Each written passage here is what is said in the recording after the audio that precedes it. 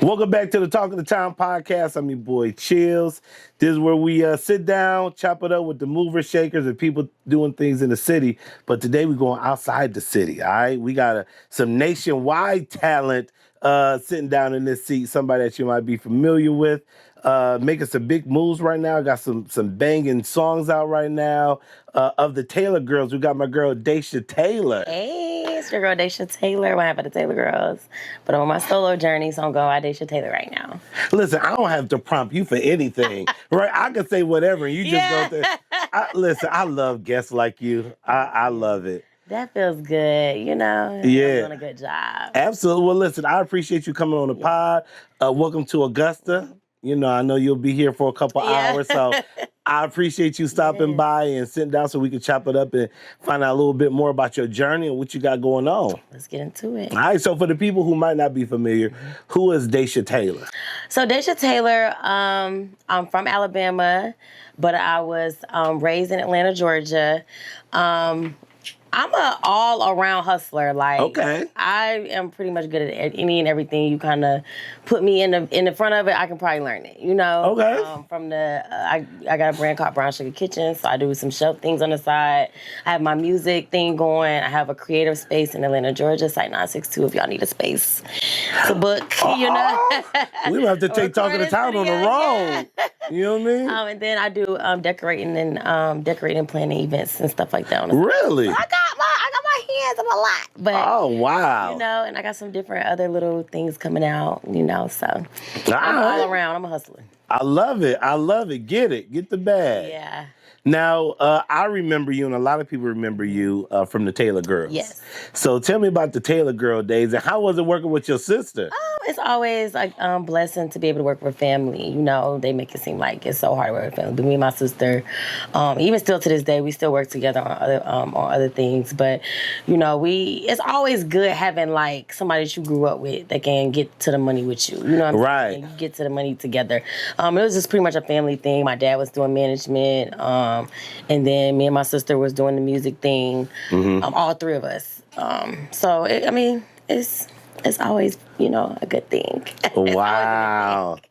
Now, you had the number one hit with the Taylor Girlz. Stiller Man and Wedgie and My Booty. We had a few. Yeah. But Stiller Man and Wedgie and My Booty was the two that really like, put us where we are today. Yep, absolutely. So how was that like having like some top 10 hits?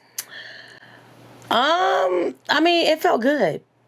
It felt good. I think I would have did things differently once I really understood. Now I understand the business more. So back then I would have did things a little bit different. But you got to go through trials and tribulations to get to where you are. Yeah. So I'm definitely grateful for the whole journey. But yeah, I mean, it felt good. I'm trying to get another one. Trying to get another one. So did y'all know that one was a hit when it came out? Did y'all know it was going to do numbers? We did a skit to it first. It was a skit. That's where the Stiller Man came from. It came from a skit. My two sisters did. And they were talking about Stiller Man. And the skit did like millions of views. And then one of the producers we was working with, he took the sound off of stripped the sound off of the video and put it on a beat. And we was like, oh my gosh. Wow. So it just went, you know, it was organic. Right. So. And you guys were doing viral content before it was like a thing, before TikTok and all of that. So, like, did y'all see that wave coming, or was it something y'all like, I'm just interested, let's just try it out? No, we didn't. I don't think we seen it coming. My sister was really into, like, really dissecting, my sister was really into dissecting like videos and stuff. So she was the one who was like going like super crazy. And then she started pulling me and my other sister in to start doing the skits with her, because she started doing them first.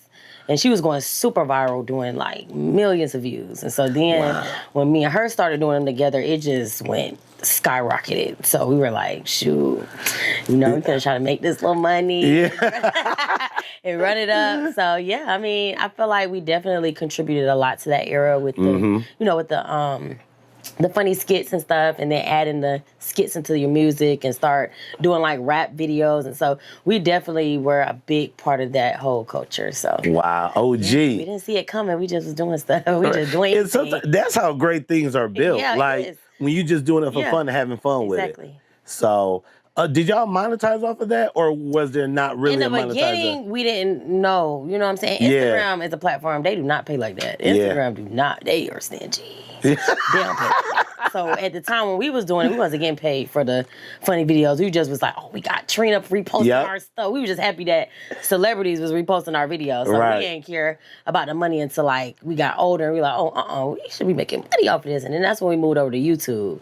And then that's when it started being real big for us. Wow. We started really seeing the profits and the money coming in from all the funny videos and the pranks and the challenges. So, yeah. Wow. And then you guys even extended it. Now you do what? Content creator, like classes? Yeah, we did a little bit of it, but we so busy doing our own stuff. We didn't really stick with it, but we got the live streaming and stuff now, so that's what we're going into now. So going TikTok Live, Twitch, Kick, all of those platforms. We've been going, just monetizing off of people just seeing our regular everyday life. Right. So, and, I still haven't understood the concept of like Twitch and Kick yet. So I'm still a little behind. Like live. So you just go in there and just do whatever you do? You just go live. I'm gonna have to see try everything. So combining the two, do you think that like content has to be a part of any artist's like marketing strategy? Yeah. You're not going nowhere without content. You're not going nowhere. Wow. You're not going nowhere.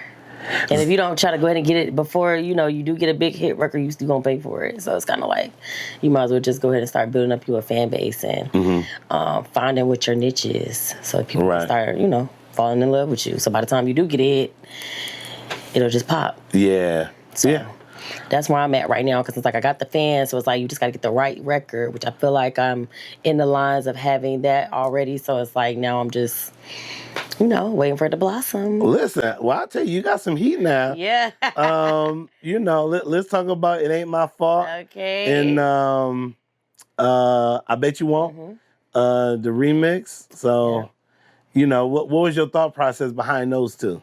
The I Bet You Won't featuring Saucy Santana came from the song Nuck If You Buck. I had that vibe in my head when I was going for that record, and I was like, well, we ain't got no Nuck If You Buck type of record, and it's not really crunk music out no more anyway. So I'm like, shoot, that's a wide open lane. Let me just make hype crunk music, make you want to turn up. Like, you gotta bounce, the beats gotta be really hard, the drums gotta hit. We gotta always feel like we in the club. That's how I be want to feel when I'm in the studio. I want to be lit. I want to have a good time. I'm a hookah, my weed, whatever I'm doing. I want to have a good time while I'm in the studio. So I just like I like to be in a vibe. So at that time, I was just in that vibe. I'm like, shoot, we can turn up, we can talk shit. Right. That's kind of what we was doing. So, and then for It Ain't My Fault, the beat was saying it. Like, I don't know, the beat was saying It Ain't My Fault. So I'm like, shoot, it ain't my fault. And then we just kind of went from there. The beat was literally saying that to me. So that's what I heard from it. So I just kind of went off of it. So what's the difference between Taylor Girlz music and Daysha Taylor music? Is there a difference in between? Yeah, I feel like the Taylor Girlz music, we were more on a, like, it was grown, but it was still kid bop. So it's like, we were saying grown things, but it was given off as like kid bop music, because I had a little sister on the hooks, because her voice was just so, I don't know, just so childish, what is it called, angelic or whatever. So we like, okay, let's put her on the hook, and then we gonna be on the verses, because they'll take to a kid probably before they take to some grown folks. Like, and that was just the method for a little minute. We had that for a minute, and then, we grew up and we still was making like that melodic, type of music. I'm on that high ratchet, vibe right now. Right. That's what I'm on right now. Okay. So, I'm like crunk, hot girl summer vibes. Like, I'm on that. Okay, I see it. That's I see it. right now. So did once you kind of stepped out on your own, had you ever kind of put the mic down for a minute, or was it always kind of consistent with you? Yeah. I had got pregnant. I had 3 kids back to back. Okay. So I was like, what I'm gonna do? Then I'm in the club. Everybody mad. Why are you out? Why are you in the club? So I'm like, okay, I'm gonna have to just sit down, have these kids, take my tubes out, and then get back to it. So I took from that time. I was still in the studio working a little bit, but you be out of breath, you be tired. You be sleepy, feet swole. I'm like, babe, I'm going to bed, you know? So, so I was like, after I had my son, I was like, okay, I'm going to really get back in it, take it serious, and just be consistent and just keep dropping. And so that's what I did, and I'm here now. So doing your thing. like it worked. What was it like a process trying to get back into that mind frame of like writing, performing, or is it kind of like riding a bike for you? No, yeah, I got back. I was ready. I got right back in there. Okay, I was ready. I think when you like on a mission and you hype and you like you know you can do it. It's like I got the fans, like they, I got 2,000 people watching me on Twitch, and then I got another 5, 6, 7,000 people. They're ready. They like, girl, what are you doing? Get back in the booth. So it's like, yeah, I had to just give them what they wanted. All right, you definitely are. Now, do you ever feel any pressure with that, knowing that like people are always watching, people are always waiting for like the next thing? Is there a certain amount of pressure that comes along with that?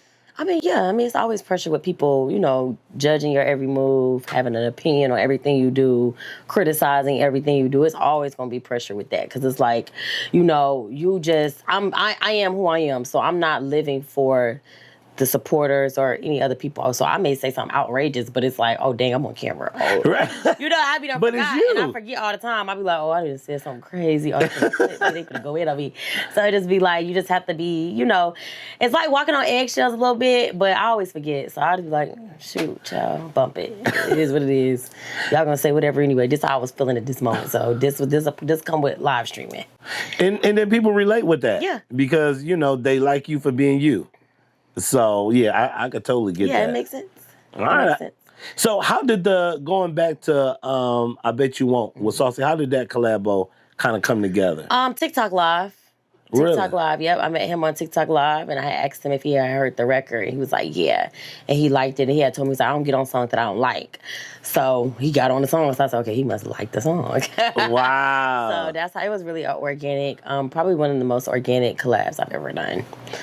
When you have to go through management, all that, it's be a lot. Yeah. It take out the fun when you have to do, when artists can create together and it's like, you can send me something, I can send you something, and we ain't got to hit the management and do all this and go through all this extra stuff. It's easier. The process is a lot easier and it makes it funner. But when you got to go through a million things to get a verse and got to pay this and pay that, it's just like, baby, just forget it. Right, yeah, it's too much red tape. Yeah, so that was like really organic. But I think he do that a lot. Like I see him on like a lot of up and coming artists remixes and stuff. So he do it a lot. Stuff that he likes. So that's dope. So networking over social. That's the new networking spot now. Yeah, I mean it's so easy now to like run into a celebrity, especially on TikTok. Like it is. It's very like accessible. Like they're very accessible. Like certain one, not everybody, but like a lot of, like Tamar be on there. I be seeing a lot of people on there. Kirko Banks, like yeah, be some people on there. They be on there faithfully. It's like if you got the right, and I always have a lot of people in my life, so it'd be easy for me to get in there and I'd be like, oh, da-da-da, and I'll just talk about my music and talk about stuff, and they'll give me pointers and stuff. Actually, I had got insight from Kirko Banks on one of the records I'm putting on my album, and I was on live with him and I was letting him hear a couple lines to pick between these two lines. I was like in between, and so it's really like easy for me. Not everybody, but for me it's just second nature. It comes natural. That's what's up. So tell me a little bit about the project. I'm working on a project. I'm planning on putting it out at the top of the year. I just want to really try to get the It Ain't My Fault and the Bet You Won't record like charting and so people can like anticipate it. I don't want to just put out a project and like grow the 2 songs you got ain't even. Right. So I'm like, let me build up. Let me really just work these 2 records for the rest of the year, and really just try to mash the gas with it to try to get it some traction. So hopefully by spring next year, we'll have some things in the motion, for the first quarter. And then I can go proceed with a project right before summer or something. Gotcha. Yeah, you give them a little taste, and then, you feed them the whole meal. Exactly. You know what I mean? So do you kind of have a feel or direction for the new album, the way you want it to go? I want a variety of music. Definitely gonna have some crunks up, but I do want to add in a little bit of R&B for the, for the girls that don't want to listen to the rap and the hype music. They want to listen to the R&B. So it will be a mixture of a few R&B records and then some of the same kind of records that I got out right now, just to give them a mixture. Gotcha. Yeah. Gotcha. Now, I mean, you've been in the industry, for a minute, from the Taylor Girls to now, and like, what's one of the main changes you've kind of seen in the change in like the business, the industry, the music? Women. There's been a lot of women coming out. Yes, you're right about That is that. the biggest change that I've seen. I'm excited about that because when me and my sister was coming into the game, they were like, girl groups are not working. That's not a thing. Like, Right. we're not on that. So to see that it's done a whole 360 and all you see is women now in the music industry is like, okay, we was way before our time. We were way too early, So I feel like if we were to come back together and do it again now, it would be like a dynamic boom, Right. Because it's like, it's a thing now. Right. Everybody looking for women. And, we not, if you look at women artists, we're not really getting in trouble for drugs and shooting people and all of that for real. Not anymore. I mean, it ain't like men. We ain't really going to jail for moving and all this. We're not really doing too much. We may get a little fuss and fight, like over the internet, but it ain't really finna be no real street beef type of stuff. Right, absolutely. So I feel like a lot of people probably are investing into women more because they know that, So that's how I feel. So who are some of the female artists that you kind of look up to and really rock with? I definitely want to work with Cardi B at some point. And I like Mona Leo as well. I would definitely want to get her on something. Queen Key is one too. Who else? That's pretty much it. And Nicki. I mean, Nicki, yeah. She's a legend. So, absolutely. But I don't think Nicki ain't getting on nobody. Yeah, nah. Nicki ain't getting on. So it's just like, baby, you just shoot for the stars now. She might get you on TikTok Live. You never know. Come in there and like you and see you a little lion, but girl, she ain't getting on the song. Nicki like, girl, bye. But Coi Ray is fire too. Yeah. Coi is fire. Absolutely. So yeah. Now, can we see a feature of your sister on the album, or is there room for? Yes, I do have a song with her on there. Okay. Dope. I'm trying to get her back in the mix. I'm like, my motto's like, okay, if I go ahead and get out there and start blowing up and getting buzzed, she'll be like, oh shoot, look at my sister. Let me try to get with the program. I feel like, I'm like, let me go keep it going, keep the fans entertained, keep the music coming, building the connection. So when you are ready to jump back in, it's just an easy plop. Right. I'm already lit. Let's drop a song. We still blowing up again all over again, Because we still all viral on social media, so it's not like. So it's easier now. Yeah, because we all have, my little sister Trent, she got her own fan base. Ty got her own fan base. I got my own fan base. The kids got their own fan base. So like the whole family got their own fan base. Right. So it's like we've got millions of followers everywhere. So it's like, girl, it's easy to do. We just got to get the right record and drop it at. It's timing too. It's like. Yeah. You just got to kind of find that. I don't know how to explain it. Yeah, timing is everything. But as a right, y'all could do a whole family reunion album collaboration type of thing. Just for content. I told her, I'm like, But at some point, she had her baby. So, postpartum is a thing. Yeah. She probably just trying to, figure it out. It's a lot. Yeah, absolutely. So. Yeah, that's a listen. Well, I was ready to get back to it. I'm like, I got 3 kids. I can't stay down too much longer, but I got to get back to it. Was it any fear in getting back into it and doing it on your own this time? Yeah, because it's like, okay, it's all my money. It's all my stuff. If I mess up, it's all on me.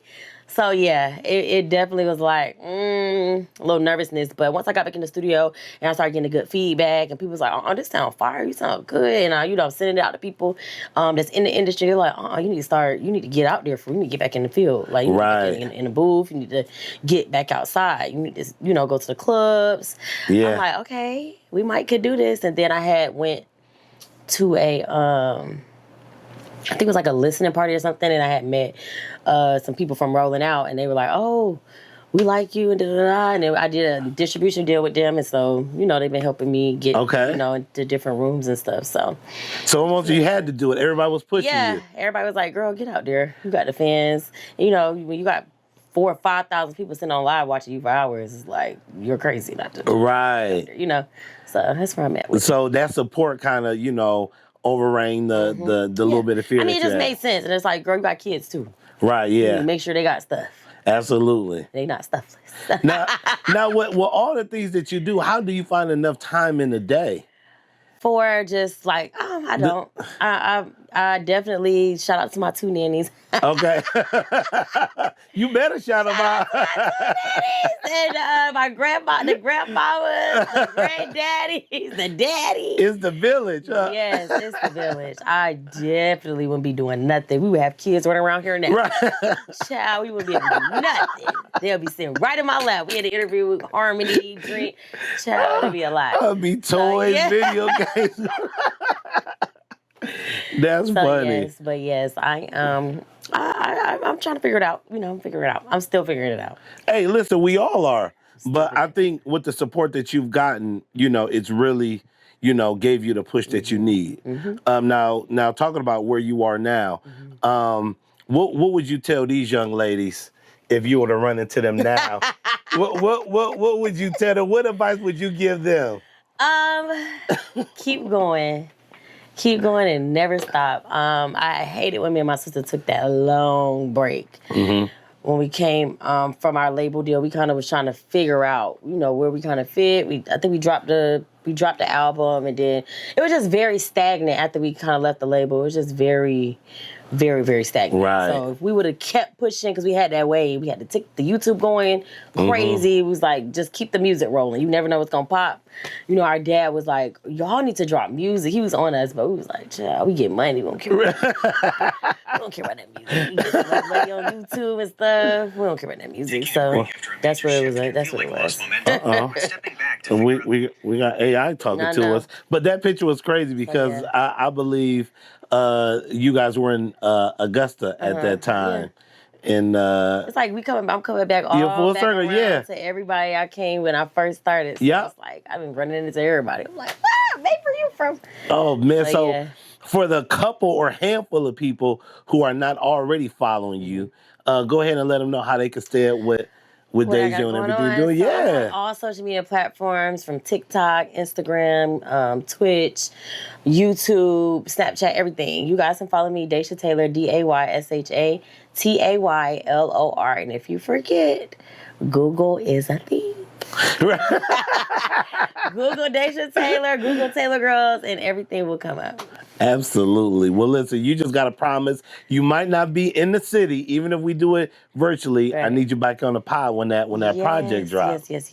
I will definitely come back. All right, that's what's up. Well, my girl Daysha Taylor in the building. We appreciate you stopping by. Thank you. That's gonna do it for this episode of Talking. Hold on, let me tell you one thing. Hey, go download that Bet You Won't, and that it ain't my fault.